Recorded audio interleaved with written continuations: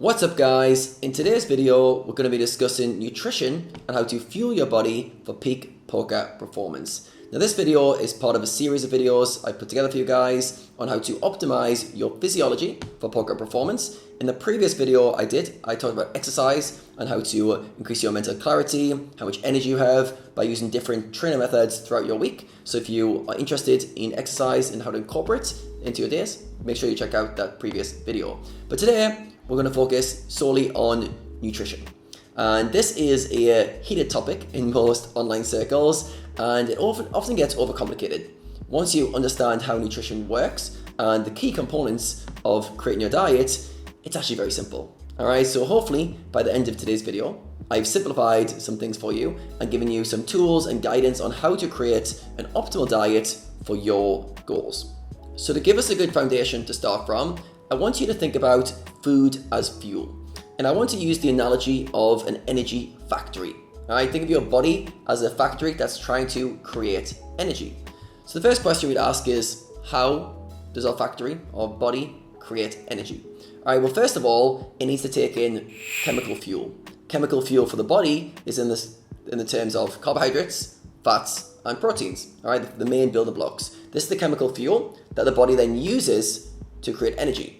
How does it do that? Well, first of all, there's these things in the cells called mitochondria, these little power plants in the cells that will take on board these nutrients, which are the carbohydrates, fats, and proteins, and it will convert those or generate ATP from those, adenosine triphosphate, which is the energy currency of the body. It then combines with oxygen, if oxygen is present, to create more ATP. All right, and ATP is the energy we use for cognitive pursuits, physical pursuits, and anything that generates energy. All right, if that all went over your head, don't worry. We just need to know that raw ingredients come into the body in the form of the food we take. Our body then converts those into a usable energy source called ATP. All right, so once we've got that clear understanding, we then need to look at how each of those three chemical fuels, which are carbohydrates, fats, and proteins, how they all act differently in the body. All right, they're not equal, they have different roles. All right, so first of all, let's start with protein. All right, now protein, its main job is to build and repair. All right, whether it's building cells, whether it's hormones, whether it's neurotransmitters, whether it's nerve cells, it is building stuff, building blocks, all right, and also repairing stuff. Cells are getting damaged and cells are getting replaced.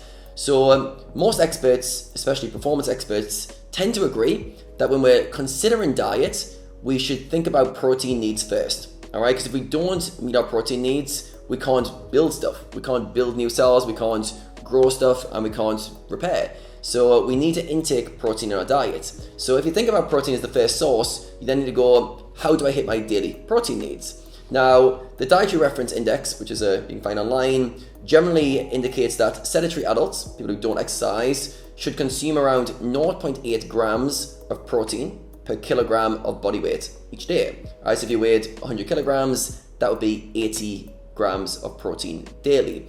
Now, if you exercise regularly, however, most performance experts and most coaches would agree that you actually need a higher amount of protein, all right? Especially if you're doing any sort of weightlifting, you have any sort of lean muscle mass, and most experts kind of converge on 1.5 to 2 grams of protein per kilogram of body weight, all right? Again, so if you weigh 100 kilograms, that would be aiming for 150 to 200 grams of protein daily, all right?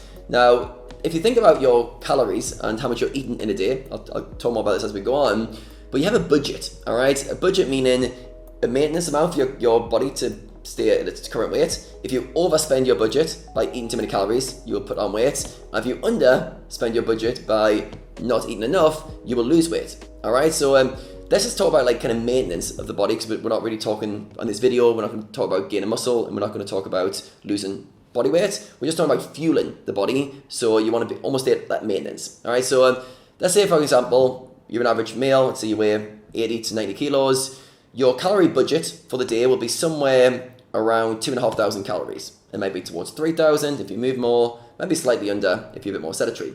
All right, so if we took this first metric for protein, that was 1.5 to 2 grams per kilogram of body weight, that would have us having 600 to 800 of our calories coming from protein. All right, calories basically of 4 calories per gram of protein. So if you got 150 grams of protein, that would be around 600 calories. All right, and that would be the first part of your diet. All right, so tick the protein needs first. All right, now you can look online and see where protein sources come from.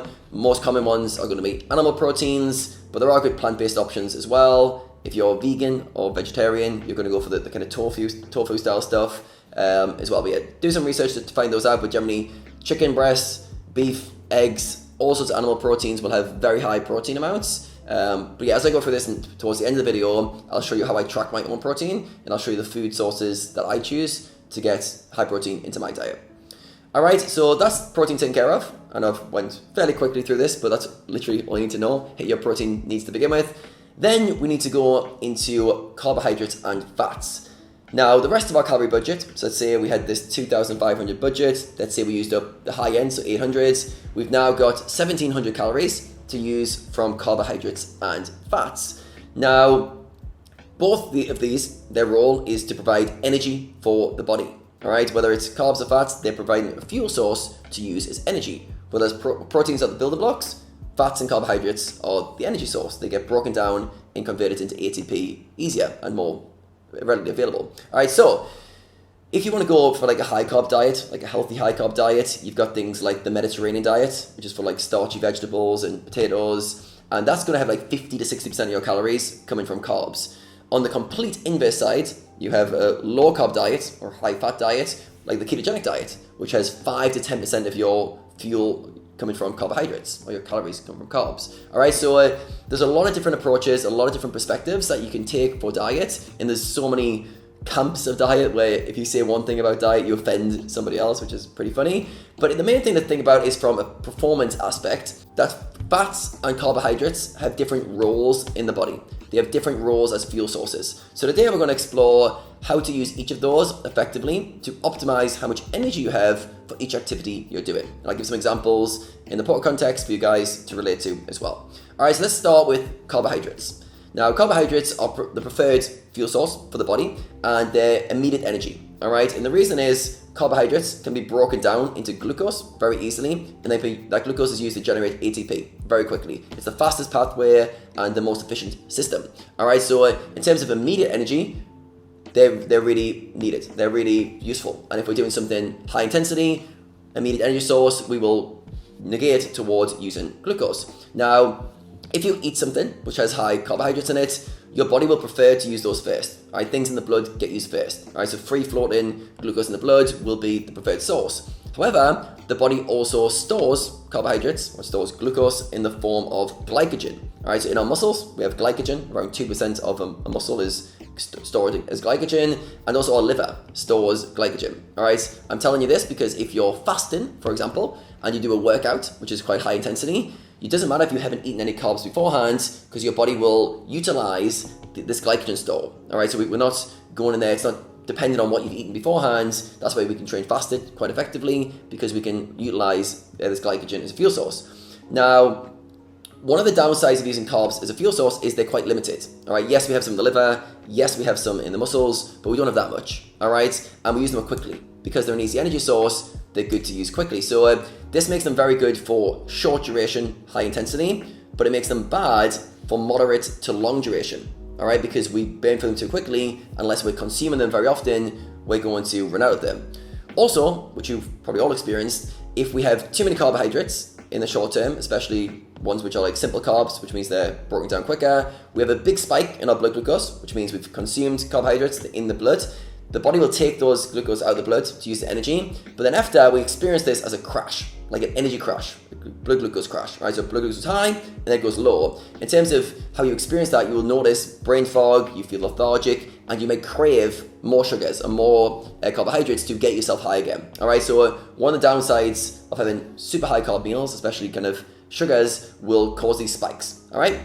Now, one of the ways to mitigate some of that is to consume carbohydrates that are high in fiber. Now, fiber is really good for the body for many ways, but it also slows down absorption. I think of fiber as it's slowing down digestion and allowing things to almost like filter through the body a bit more slow and steady. All right, similar to how fats work, which we'll talk about later. All right, now good sources of fiber include fruits, vegetables, nuts, beans, and whole grains. basically whole foods, which are carbohydrates, will generally be good sources of fiber. Now, it's recommended that we aim for around 25 to 35 grams of fiber daily. All right, again, I'm going to show you how I track mine and which foods I eat which are high in fiber.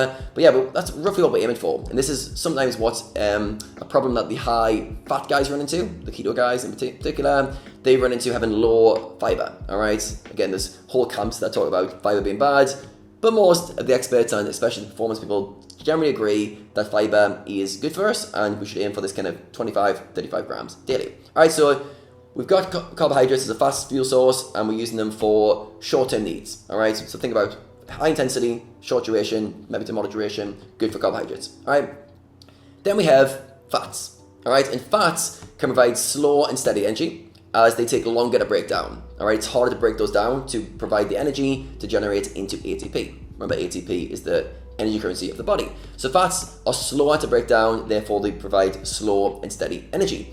Now we store fat in the body as adipose tissue or body fat, and we have an uncapped potential or capacity to store fat. All right, as good or bad things that when you put on too much weight, you can get a lot of fat storage compared to your glycogen, which is a small amount before it fills up. You can pile on a lot of fat. If you overconsume calories for weeks, months, those calories will get stored as adipose tissue, as body fat, and yeah, you can go from having 10% body fat to 20 to 30 and just keep going and increasing your body fat. All right. Now the average body fat for men is around 18 to 24%. All right. If you're fit and healthy, you'll generally be lower than that, and probably around maybe 10 to 12, maybe more like 12.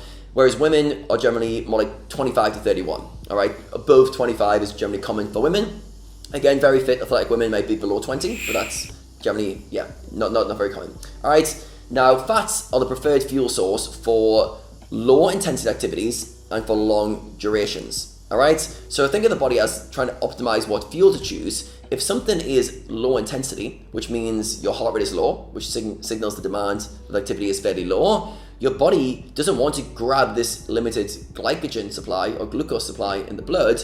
It wants to use something that's sustainable, something that's slow to break down and easy to use. All right, so it will prioritize fats. This doesn't mean it only uses fats. It does use a combination of fats and carbohydrates, but it will prioritize fats and it will keep those limited carbohydrates for immediate needs. All right, when it's something very stressful, something challenging, or something intense. All right, so think about fats are generally going to be used for the longer stuff, which is low intensity, and carbohydrates are going to be used for the immediate or the high intensity. So let's go through a few examples of poker player days and how the fuel sources could change based on what activities you're doing. All right, so the first example I want to use is a high volume online grinder. All right, he plays poker 6 hours early in his day, and then he hits the gym after his sessions. All right, so he's got a grinding sessions for 8 hours, and then he's got some activity exercise-wise in the evenings. So what should this player be fueling his body with? All right, so we can take care of the protein needs. So we're generally saying protein needs, generally 30 grams of proteins per meal is a good thing to go for, at least to try to strive for. But then we need to think between fat and carbohydrates as a fuel source. What does he want to fuel his body on? All right, now for this player, he wants to have steady energy for a long period, right? He's playing 8 hours of poker, and he doesn't want to have ups and downs. So for this player, he'll do very well either fasting early in a session or having high fat and a protein meal. All right, high fat meal just basically to provide that steady fuel source. Right, throughout this whole grinding, he basically wants to have fat as the predominant fuel source. All right, so he could fast the first few hours and then have say eggs and avocado as a high fat meal with good protein. And if he's hungry during his grind, like say after he's had his meal, he might want to snack on some high fat options. Could be something like almonds to provide a fuel source. All right, so he's thinking in terms of how do I optimize my cognitive performance during those 8 hours. Yes, you can have some fruits, so we can have some simple complex carbs that don't break down easy, but in general, fats are going to be the best fuel source. All right, so he's going to optimize those. After his grind, because he's got to work out after, he might want to go for a high carb meal. All right, like it could be chicken with rice or sweet potatoes, or it could be fruits, something to create some carbohydrates that he's then going to use as immediate fuel source during his high intensity exercise. All right, and then again after his workout, he probably want to do a protein shake to replenish the broken down muscles, but then he also want to have some carbohydrates post workout. All right, so this player would be low carb for the first half of his day and during his grind, and then he'd be moderate to high carb after his grind. All right, so this is just an example, but it's good to think through your own days and how this relates to yourself and what fuel sources would make sense. It doesn't mean that it's the only option, but it's the one that makes the most congruent sense in terms of fuel sources.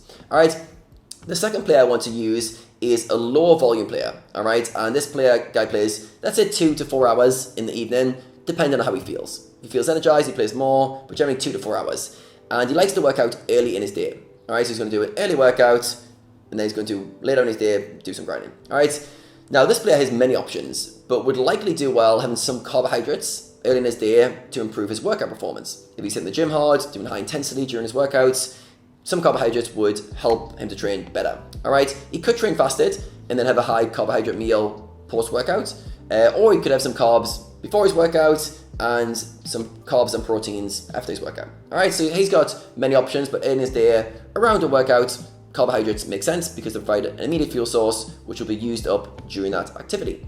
All right, as he gets later in his day and transitions towards poker, again, he's got many fueling options. Because he's not doing this really long sessions, he's only doing 2 hours, maybe it's 4 hours, he could eat many options, but he could start a session, for example, on a high fat and protein meal. All right, so this will create a steady fuel source for the potential 4-hour session. All right, so he might eat a high fat meal to keep himself satiated, but also to have a fuel source for that grind.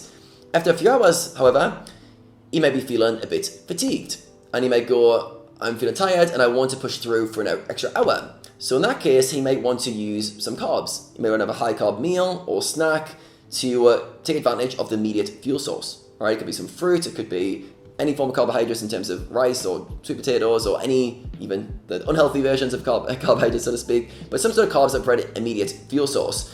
This would allow him to maybe push through a bit longer. All right, so this player has many options. He could go full high carb if he wanted to, or he could go full low carb, and it wouldn't have too much of an impact.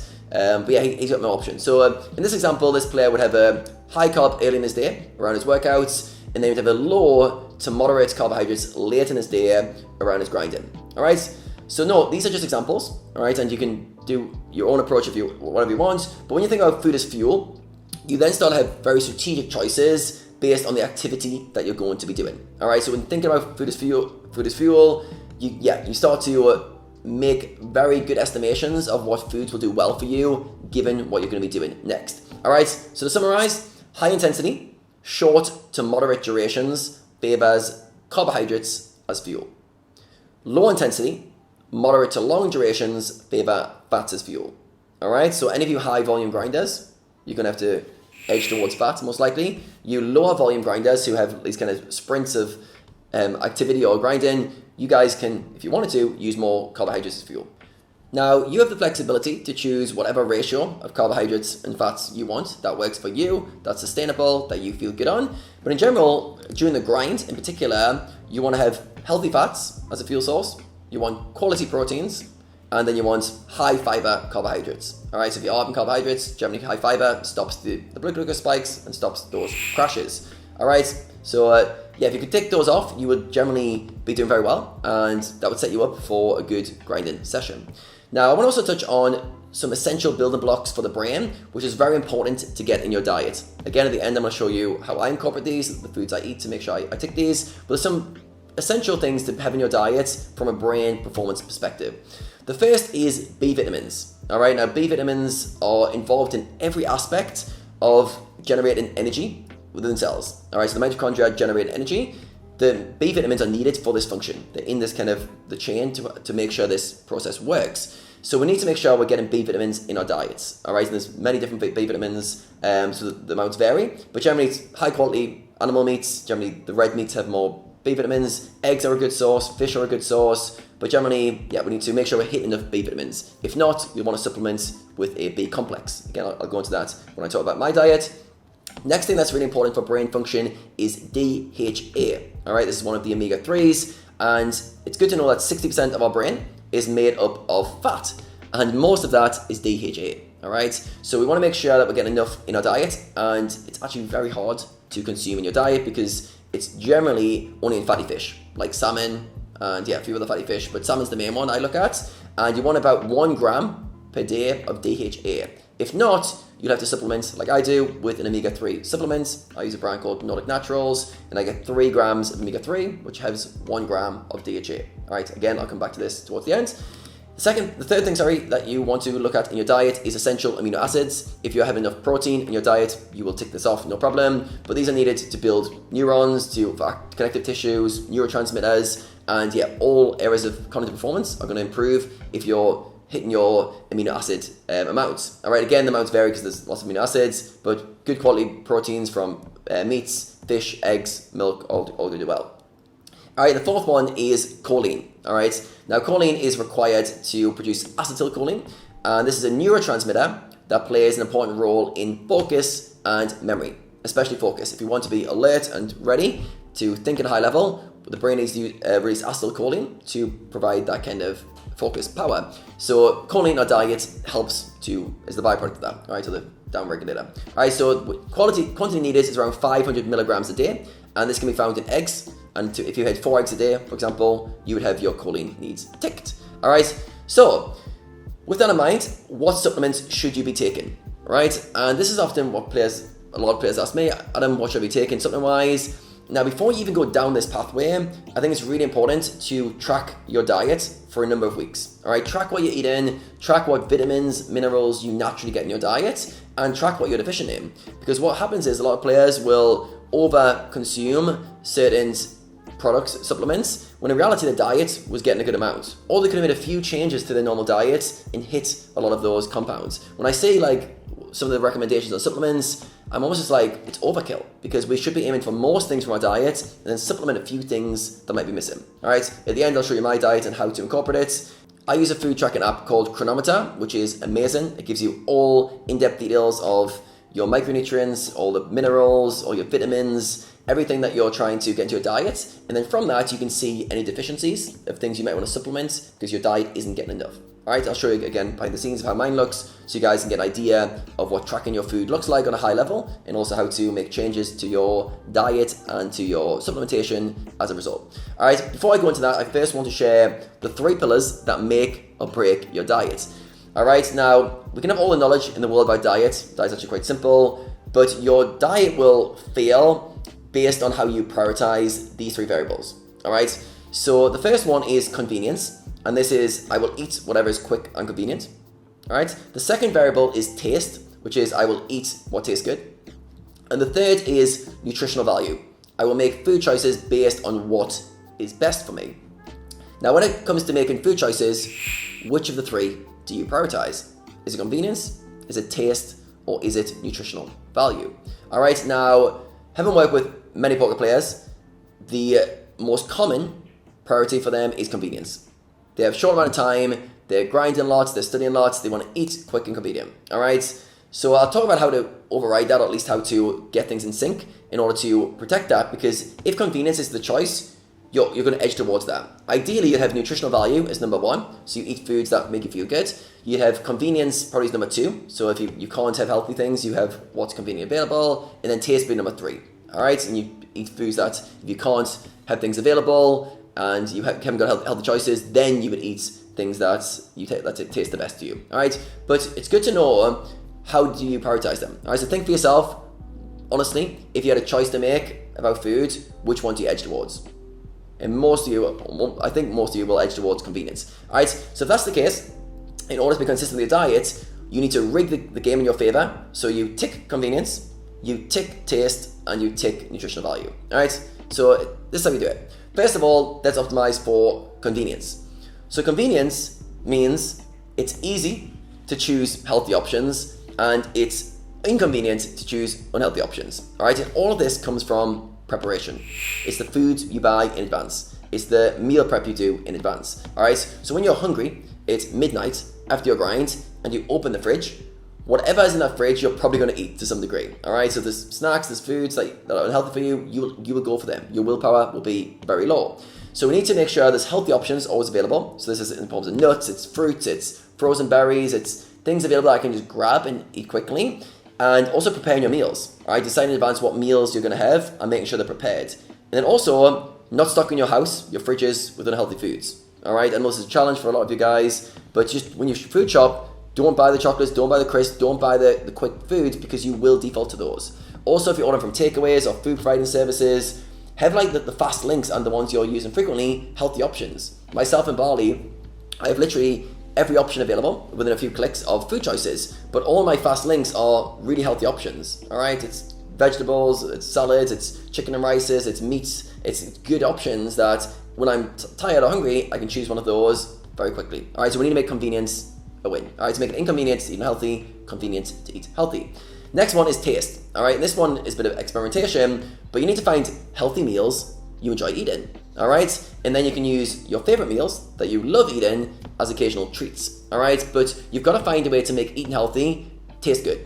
All right, and healthy food is actually very tasty, but most people go, when I'm eating healthy, it's salads and plain food, but then when I'm eating what I want, I eat burgers and fries and pizzas, or on the extreme examples. All right, but you've got to find healthy options that you enjoy. All right, this takes a bit of exploration, maybe getting better at cooking and preparing food at home, maybe just experiment what works for you. But for me, my favorite foods now are healthy foods. If someone goes, Adam, what meal would you want right now? I'd probably go for a steak and vegetables with some sweet potatoes, where like 10 years ago, at least probably 10 years ago, I just had a burger or a pizza. So I've learned to enjoy healthy foods. All right, so you've got to find recipes, things that you enjoy that you can eat almost every day. All right, you should be able to eat healthy every day without it feeling like you're sacrificing on taste. All right, and then the final one is nutritional value. And this comes down to knowing what's in your food and how it impacts your energy. All right, so first of all, actually, which I'll talk about in a second when I track my food, but what's in the food, but then also how it makes you feel. All right, if you spend some time just watching yourself as you eat a meal, how do you feel in the preceding hours? You'll see which meals have a bad impact on your energy levels, your focus, everything around your health. All right, and then also allowing yourself to feel good for making good choices. All right, so if you know what's in the food and you eat food that makes you feel good, reward that. Mentally go, yeah, I'm glad I ate that food. I feel good because of it. On the flip side, when you have food that makes you feel groggy, either the hours after or the following day, just note, that meal made me feel a bit groggy or bad, tired. All right, maybe I'll have less of that in the future. So when it comes to nutritional value, I do think the most important thing is to know what is in your food and how it's making you feel. So I'm now going to show you how I track my nutrition and how I use it to make good choices on food and also on supplements. This is an app called Chronometer. It's about $50 for the year, so quite affordable. And I'll show you the data it gives you and how you can make decisions and choices based on that data. All right, so here is my Chronometer report. So this is filtered from the 15th of March to May 10th, so roughly 2 months. I use this sample size because I've been tracking every day over that time scale. So here we've got proteins coming out as 24% of my calories consumed. We've got carbohydrates, 35%, and we've got fats as 35%. All right, I'm going to scroll down here to calorie balance. So I'm consuming 59 calories more than I'm burning, so that's very much close to maintenance. Obviously these things aren't 100% accurate. I think I've maintained my weight roughly about the same over this period, which makes sense. All right, but here we go to macronutrient targets. All right, so based on my body weight and my kind of trainer targets, I'm aiming to consume around 2,760 calories. All right, and I'm just over that, so 2% over. Then the breakdown of proteins, carbs, and fats will be interesting. So I've set mine as 180. So my body weight is around 85 kilos. So that comes just over 2 grams per kilogram. So maybe it's 2.1 would be my ideal target. All right, just over 2. All right, so I'm coming 91% of that. So I'm just below my protein needs. I'm still hitting close to maybe 1.8 grams per kilogram, which is still fine. My carbohydrates, I set that as 250 for this period. This was to get good recovery from my workouts. I've come at 225, again, fairly fine with that.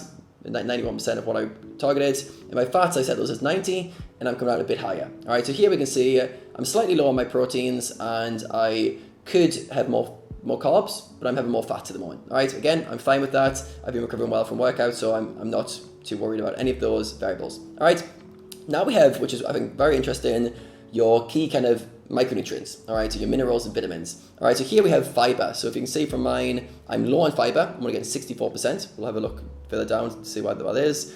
I'm good for my iron, calcium, vitamin A, magnesium, B vitamins through the roof because I take a supplement, and vitamin C doing good. Potassium also fairly low. All right, so if I click on this one here, fiber, I've set my daily target at 45. Remember I told you guys 35 is probably recommended. I set mine higher just based on my own targets. But yeah, I fell quite short of that. So some of the top sources, it tells you I'm getting from oats. I have oats quite often, dragon fruit, bananas, but it tells you my main sources, which is very handy to know where you're getting fiber from. All right.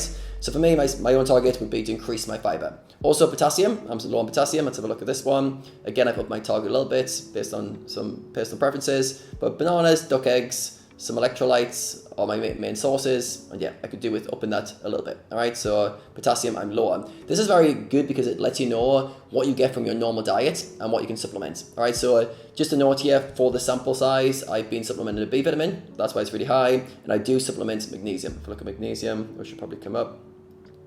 Yeah, Thorne Research, magnesium citrate. So I take magnesium, there's electrolytes there for my magnesium. All right, so that one was low for me previously, hence I started supplementing to get that one higher.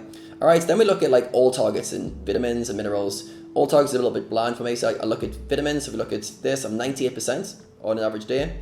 So if we look at this, B vitamins all doing very well. Choline, which I mentioned, 500 milligrams, I'm getting double that. All of these very, very good, apart from vitamin K. So if we look at the one I'm lacking, vitamin K. I'm getting some salads there, maybe not enough salads, and if you view more, it can tell you how to get this. All right, so vitamin K is needed for blood clotting, kale, spinach, and other leafy sources. All right, so it tells you loads of data on how to actually up those numbers if you wanted to for your diet rather than supplementing. All right, so vitamin K I'd probably supplement, or I'd have it with a B, vitamin D3. All right, next one we're gonna look at is minerals. So minerals here, calcium's doing great. All the other ones, copper, iron, magnesium. But yeah, I'm low on potassium and a little bit low on sodium. Sodium's pretty much fine. I've set mine on the higher ends. I take sea salt with my waters almost every day.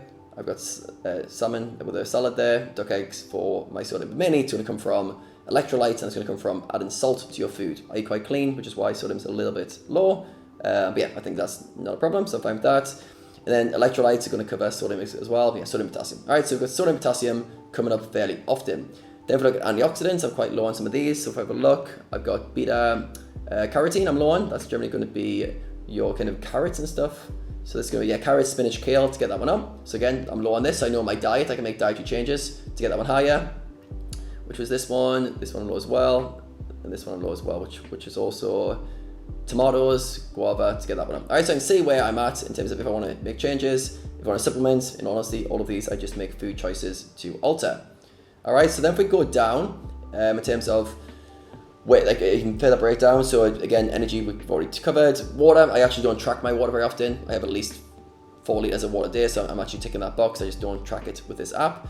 So yeah, here we see vitamin K as the one that stands out. Potassium stands out, sodium a little bit, and fiber here. So again, look, fiber I'm getting 29 grams a day. So I'm in that kind of range I've told you guys, but I've set my target as 45 because you can set your own targets for these ones based on your own preferences and your own own targets. All right, so for my own preferences, I'd like to see an increase in fiber.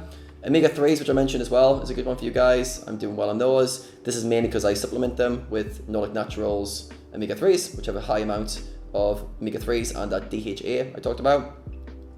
Proteins, I'm pretty good on across the board. Glycine, I've started recently supplementing glycine. So this is actually one I've made a change on. I use Now Glycine as the brand. But yeah, I've noticed I wanted my glycine higher. I actually set my threshold as 10 grams for this one. So all of these have preset targets, which are based on good health. And if you want to optimize them or change a few variables, you can create your own targets. So for glycine, I did some research and found glycine having a bit higher would be good for me personally. So I've set my target higher and I'm falling below that. So I've started to supplement to get it up. And then here we've got some nutrient balance. I think this is super interesting as well, where it's like how much of each supplement do you have relative to each other. So for example, omega-3 and omega-6 should be in a good ratio. For me, that means in this green area. So for me personally, I'm hitting the right amount. If we then go over to zinc and copper, again, in this green zone, means you have enough zinc compared to your copper. But then if we look at potassium and sodium, I'm doing really badly. So what this means based on the gauge being this side is my potassium's too low, which we noticed my sodium is quite okay, but my potassium is low. So I need to get my potassium in a higher range, right? So I need to have more foods with high potassium or supplement potassium. Calcium, magnesium are doing well. Calcium oxide doing really well.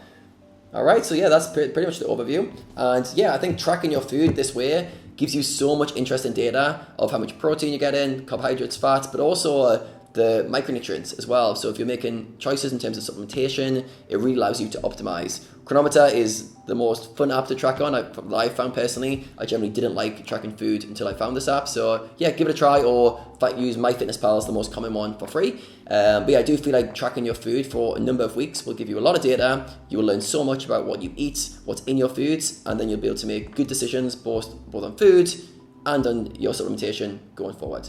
Alright guys, this one's been a long one. I hope you enjoyed it. If you did, give it a thumbs up. Let me know in the comments below how your diet is going, things that you're working on to improve it. I look forward to seeing you in the next video where we'll be going into sleep, recovery, and optimizing everything around your recovery. Alright guys, see you in the next video.